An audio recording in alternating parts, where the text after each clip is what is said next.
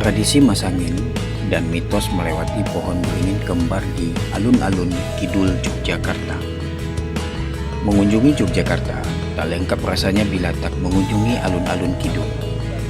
Berbeda dengan alun-alun utara yang menghadap langsung ke kawasan Malioboro, alun-alun kidul berada di belakang kawasan Keraton Yogyakarta.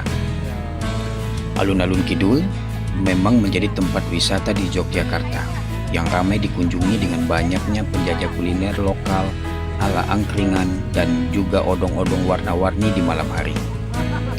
Di siang hari, senja maupun malam, suasana alun-alun kidul juga ramai oleh wisatawan dengan adanya berbagai aktivitas menarik, salah satunya tradisi Masangin.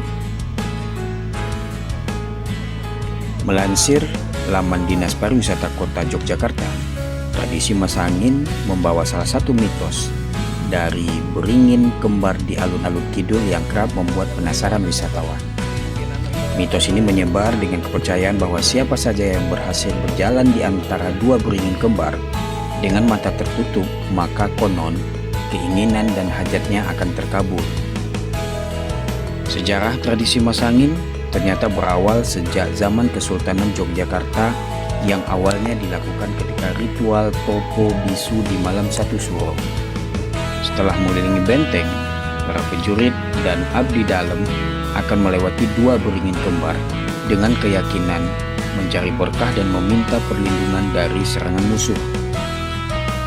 Selain itu, karena dulu alun-alun digunakan sebagai tempat berlatih para prajurit keraton, biasanya mereka akan melatih konsentrasi dengan berjalan di antara dua beringin kembar dengan mata tertutup.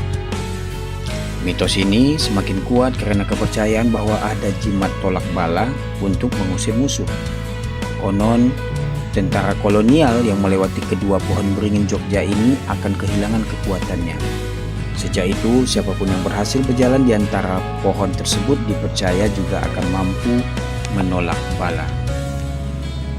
Meski berjalan di antara kedua pohon beringin dengan mata tertutup kedengarannya mudah, namun nyatanya tak semua orang bisa melakukannya.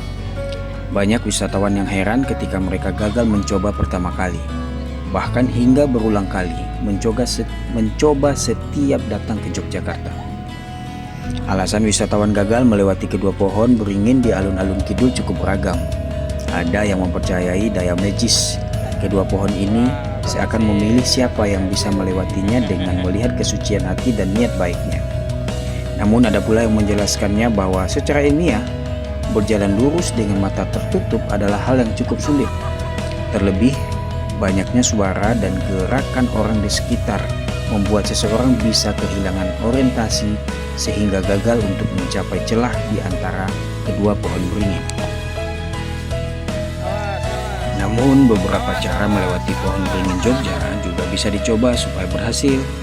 Di antaranya adalah dengan menghitung langkah, menghilangkan rasa gugup, menjaga konsentrasi agar bisa berjalan lurus, hingga berlatih berjalan lurus sebelum kemudian mencoba dengan mata tertutup.